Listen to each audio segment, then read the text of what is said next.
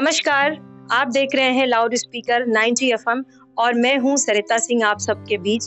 आज हम लोग यहाँ उपस्थित हुए हैं साहित्य के संगम में डुबकी लगाने के लिए और एक गजल गो, एक वरिष्ठ साहित्यकार हमारे बीच उपस्थित हैं। आपको आमंत्रित करने के लिए मैं 4 पंक्तियों से आपका स्वागत करती हूँ। देखिएगा कि कविता क्या है। ये मैंने लिखा है, लेकिन जो है आपके ऐसी सोच, आपसे प्रेरित होकर मैंने लिखा है कि भावों का उद्गार है कविता, प्रकृति का श्रृंगार है कविता। भावों का उद्गार है कविता, प्रकृति का श्रृंगार है कविता, मानव की उत्थान की खातिर वक्त पड़े तलवार है कविता। और आजकल का जो मंच है, आजकल की जो कविता है कि मंचों का बाजार है कविता, विज्ञापन प्रचार है कविता, और निकल पड़ी बिक्री की ओर तब मानो बेकार है कविता, तब मानो बेकार है कविता। वरिष्ठ साहित्यकार हमारे बीच उपस्थित है जिनका ये कहना है कि साहित्य प्रचार की चीज नहीं है। अगर साहित्य से किसी एक भी व्यक्ति का जीवन सुधरे तब जानिए कि आपकी लेखनी, आपका लिखना पढ़ना जो है सार्थक हुआ। और ऐसे ही अच्छी सोच के साथ एक वरिष्ठ साहित्यकार जिनका नाम लेते हुए भी मुझे एक बार सोचना पड़ेगा कि ये साहित्यकार होने के साथ साथ एक अच्छे मानव भी हैं और पता नहीं कितने सारे लोगों का जीवन आपने जो है सुधारा है। ये एथलीट रहे, खेल जगत से भी जुड़े हुए हैं और भारत और संविधान बचाओ के अभियान से जो है लगे हुए हैं। तो मैं बड़े आदर सत्कार के साथ आपका मंच पे स्वागत, अभिनंदन करती हूं। धन्यवाद, बहुत बहुत धन्यवाद सीता जी, आपको बुलाने के लिए और इस सम्मान के लिए मैं आपका आभारी। तो आप सुन रहे हैं और देख रहे हैं लाउड स्पीकर एफएम और आज हम आपके जीवन संघर्षों के बारे में चर्चा करेंगे और कविताई का ये सफर कैसे शुरू हुआ। तो चलिए शुरू करते हैं ये सफर। तो आदरणीय, सबसे पहले मुझे ये बताएं कि जो कविताओं का सफर है या साहित्य की बात करें तो कब आपको लगा कि लिखना चाहिए या कब से आप लिख रहे हैं? ये मैं 9th क्लास में था, सन 76 की बात है कि हम लोग आपस में हंसी मजाक करते थे। क्योंकि मैं एनसीसी में था तो कुछ न कुछ कार्यक्रम होता रहता था। उसके पहले मैं शेर बच्चा में था, क्योंकि दर्जा 8 से शेर बच्चा होता था, 9 से एनसीसी शुरू हो जाता था और सब मैं राष्ट्रीय स्तर पर कैंप वगैरह किया हूँ। तो वहीं स्कूल में मेरी पहली कविता निकल गई और छपी भी थी, जो है कि निधिया हमें सतावे ले, पहली दूसरी में तनी तनी, तीसरी में रंग जमावे ले, और चौथी घंटी के चढ़ते कपड़ा पर चढ़ी हम चावे ले, निधिया हमें सतावे ले। 10-5 मिनट जब हो जाला तब झपक झपक झपकावे ले, कबो दहिने कबो बाएं, ये तांडव नाची नचावे ले, निधिया हमें सतावे ले। क्योंकि बालपन था और उसी तरह से इसको मैंने, क्योंकि हम लोग भोजपुरी में ही बातें करते थे, सामान्य वातावरण में, हम गाँव के रहने वाले थे, तो ये पहली कविता मेरी। आप देखिए, दर्शकों श्रोताओं जो लोग भी देख रहे हैं, अगर आप चर्चा को ध्यान से सुने तो बहुत आनंद आएगा और यकीन मानिए कि कोई लाट लपेट नहीं है। पिछले 20 सालों में आपने जो देखा, तो आपने फिर किस प्रकार की कविताएं लिखी? धीरे धीरे परिपक्वता आती गई और परिपक्वता आते आते, चूंकि मैं धार्मिक प्रवृत्ति का आदमी था, घर में भी इसी तरह का माहौल रहा है कि जो है गीता, रामायण, महाभारत का हमेशा कुछ न कुछ पाठ होता रहता था और बचपन से हम लोग गीता पाठ करते रहते थे। तो धीरे धीरे अपने आप परिपक्वता आती गई और समाज में जो चीज देखते थे उस हिसाब से अपने आप निकलने लगा। फिर मैं जब नौकरी में आया 1982 में, तो कार्यालय में हमने शुरू किया, हिंदी पखवाड़ा होता था। तो बस हिंदी पखवाड़ा केवल ऐसे ही होता था कि शाम को जो है लोग मिठाई खाते थे और सरकारी धन मिलता था, किसी तरह उसका उपयोग करना रहता था। तो हमने कहा कि यहाँ कुछ गोष्ठी वगैरह हो जानी चाहिए। तो कार्यालय में जो मैं जो है सीएजी का ऑडिट ऑफिस यानी रेलवे में है, मैं वहाँ उस समय ऑडिटर था और रिटायर हुआ हूँ सीनियर ऑफिसर होकर के। तो वहाँ गोष्ठियाँ शुरू हुई और तब से जो है लेख लिखना। उस दौर की कोई एक कविता, कोई रचना अगर आपको याद हो तो आप हमसे साझा करें। अब जो पहली कविता मेरी छपी थी 83 में, जो है, हालांकि मैं उसका संपादक भी था, विभागीय पत्रिका का, और यहाँ भी छपी थी, सीएजी कार्यालय से भी छपी थी 83 में। वो मेरी कविता थी, देखिए, जिसे पी के सब अपना जीवन संवारे, मैं सब में वही गंगा जल ढूंढता हूँ, पहेली बने हैं जो दुनिया में अब तक, मैं उलझे सवालों का हल ढूंढता हूँ। और हम देखिए कि है दुनिया में फैली हुई एक बीमारी, कहीं पे गदर है कहीं मारा मारी, मोहब्बत का बस एक पल ढूंढता हूँ, मैं इसकी दवा आजकल ढूंढता हूँ।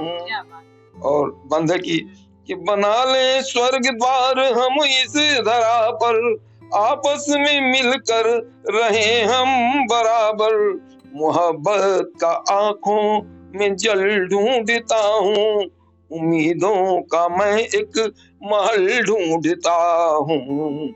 जो रास्ते पकड़ चल रहे अधुनातन और भूल बैठे सभी कुछ सनातन, कब आएगी उनमें अकल ढूंढता हूँ, मैं सब में सभी कुछ असल ढूंढता हूँ। है क्या कि लोग जो है सच्चाई से दूर होकर के और नकल कर रहे हैं। और तो मैं चाहता हूँ कि आप असली चीजों को दिखाइए जो सामने घटित हो रही है, और जिससे किसी पर प्रभाव हो, दुनिया पर उसका प्रभाव पड़े, आपसे प्रभावित होकर के उसका जनता को लाभ मिल सके। इसलिए कहीं न कहीं आपकी रचनाओं में प्रगतिवाद का चिंतन है और बिल्कुल मानव से मानव को मिलाने वाली एक भावना जो है। तो मैं चाहूंगी कि कोई एक ऐसी रचना आप हमारे दर्शकों और श्रोताओं को सुना दीजिए, जिसमें जैसे कि आप विश्व शांति मिशन से जुड़े हैं, तो शांति का कोई संदेश हो, जुल्म ना सहने की बात हो, और जुल्म सहते हुए भी जो है आगे बढ़कर और समाज के लिए कुछ करने की बात हो।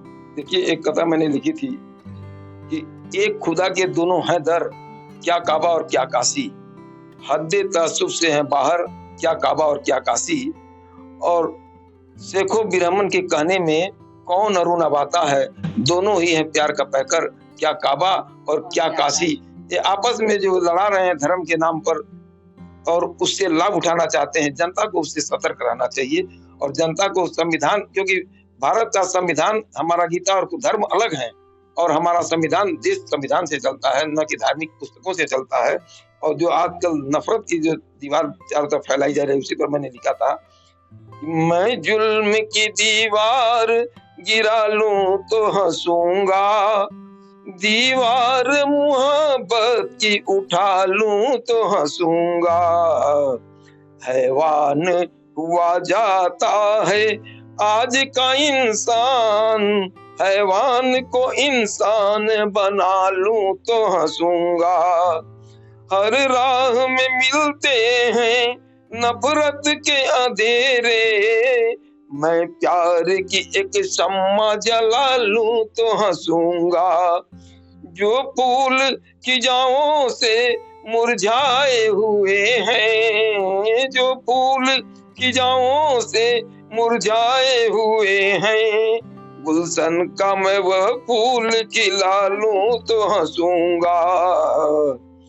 और अब तक तो चढ़े दार पे हैं अच्छे ही इंसान, जालिम को भी सूली पे चढ़ा लूं तो हंसूंगा। और मकता देखिए कि जज्बा है अरुण गर्दन कटे देश की खातिर, मैं खून का एक दरिया बहा लूं तो हंसूंगा, मैं जुल्म की दीवार गिरा लूं तो हंसूंगा। ये एक संदेश है कि जो चारों तरफ जो है एक दूसरे पर लोग जुल्म कर रहे हैं और आपस में नफरत फैल रही है, पूरे देश में प्रेम का, सद्भाव का माहौल रहेगा तो अपने आप ही हमारा देश आगे बढ़ता रहेगा, उसका एक संदेश है। बहुत सुंदर कविताएं और बहुत सुंदर, वाकई इसी को कहते हैं राष्ट्र का चिंतन और राष्ट्र के प्रति संवेदनशील होना। वरना मंच सिर्फ कविता मंच के लिए नहीं है, कविता आमजन और दुनिया के लिए है। तो आदरणीय, मैं एक बार और आपसे जो है गुजारिश करूंगी, इल्तजा है मेरी कि कुछ और ऐसे जो है अपने भाव जज्बात और कुछ कथा और शेयर करें। देखिए, गजल हमारी बड़ी मशहूर हुई है कि यह जीवन दर्शन है कि आदमी पैदा होता है, मरता है, कहाँ जाता है और जीवन में क्या घटित होता है, उस पर एक गजल मेरी है। देखिए जी, ये गजल मैंने सुनी भी है और बहुत वायरल हुई, और वाकई क्या बात है, पूरा दोबारा से सौभाग्य मिल रहा है सुनने का। धन्यवाद धन्यवाद। देखें कि कंधे पे झूलते थे जो हर दम उछल उछल कर, कंधे पे झूलते थे जो हर दम उछल उछल कर, ले जा रहे हैं मैयत मेरी कंधा बदल बदल कर, कंधा बदल बदल कर, आंखों में था खटकता जिनको मैं जिंदगी भर, वह आ रहे हैं पीछे अब सबको अगल बगल कर, सबको अगल बगल कर। ये जीवन की सच्चाई है। और कविता और गजल या कुछ भी आप साहित्य में लेख कुछ भी लिखिए, आजकल एक नया ट्रेंड हुआ है कि लोग कहते हैं कि तालियां बजाइए और इस पर वाहवाही करिए, दाद मांगते हैं। अरे भाई, आपकी कविता में, आपकी रचना में वो चीज होगी तो अपने आप, गीत होगा तो पैर थिरक जाएंगे और गजल होगा तो तालियां बज जाएंगी, वाह वाह शब्द निकल जाते हैं। तो मैं इन सब से दूर रह करके लिखता हूँ कि हमारी रचनाएं ऐसी हों कि अपने आप लोगों की तालियां बज जाएं और वाह वाह निकल जाए। देखिए शेर की, जिनसे हैं रिश्ते नाते, जिनसे हैं रिश्ते नाते, शमशान सब तक है जाते, जिनसे हैं रिश्ते नाते, शमशान तक है जाते, कुछ घर को लौट आते, कुछ दूर साथ चल कर, कुछ घर को लौट आते। तो फिर देखिए कि पर्दा नसीत होते जो रास्ते में देख मुझको, अब देखते हैं मुझको, वह बाहर निकल निकल कर देखते हैं मुझको, वह बाहर निकल निकल कर, था पेट काट करके घर बार जो बनाया। ये आज की सच्चाई है। तो देखिए कि था पेट काट करके घर बार जो बनाया, सब खोजते वसीयत अब कागज उतल पुतल कर, कागज उतल पुतल कर। और अंतिम में क्या होता है कि वह लकड़ियां सजा कर मेरा शव जला रहे हैं, वह लकड़ियां सजा कर मेरा शव जला रहे हैं, जिनको खिलाया मैंने रोटी मसल मसल कर, जिनको खिलाया मैंने रोटी मसल मसल कर, पच लकड़ियां उठाते सब लोग हैं जलाते, पंच तत्व हैं बिखरते अब अंतिम क्रिया में जल कर, अंतिम क्रिया में जल कर। और मक्ते का शेर देखें, इस शमशान की चिता ही अब आखिरी पता है, शमशान की चिता ही अब आखिरी पता है, जीवन अरुण है जीता फिर भी मचल मचल कर, जीवन अरुण है जीता फिर भी मचल मचल कर, ले जा रहे हैं मैयत कंधा बदल बदल कर। यह जीवन की सच्चाई की जो जितनी भी शेर इसमें है, बहुत सुंदर और इतना यथार्थ। यकीन मानिए, जब आप गजलों को पढ़ रहे थे, शेर पर शेर पढ़ रहे थे, तो मुझे ऐसा लग रहा था कि मैं उस स्थिति में पहुंच गई हूँ, या सुनने वाला उस स्थिति में, जो दृश्यांकन, जो चित्रांकन आपने किया है कि कोई अर्थी जा रही है, उसके साथ चलने वाले लोग चल रहे हैं, बिछड़ रहे हैं, वहां से लेके पर्दा नशी यानी जो महिलाएं हैं जो छुपती थी, पर्दा करती थी, हो सकता है किसी से बड़े हों आप उम्र में, वो सब भी घर से निकल कर देखने को आतुर है। बेटी सभी जो है सामने नहीं पढ़ती थी, सामने पढ़ने पर घूंघट काट लेती हैं। अब वो देखते हैं कि एक बार भैया जी का, एक बार दादाजी का, बाबूजी का चेहरा देख लिया जाए। तो ये एक क्या वो दृश्य होता है जब एक शव यात्रा जा रही होती है।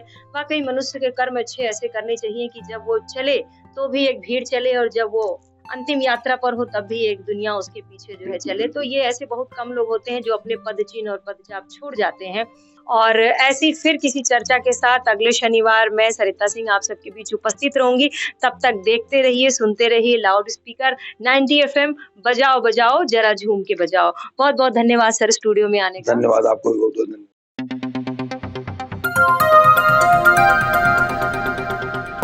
बजाओ जरा झूम के बजाओ, बजाओ बजाओ जरा झूम के बजाओ।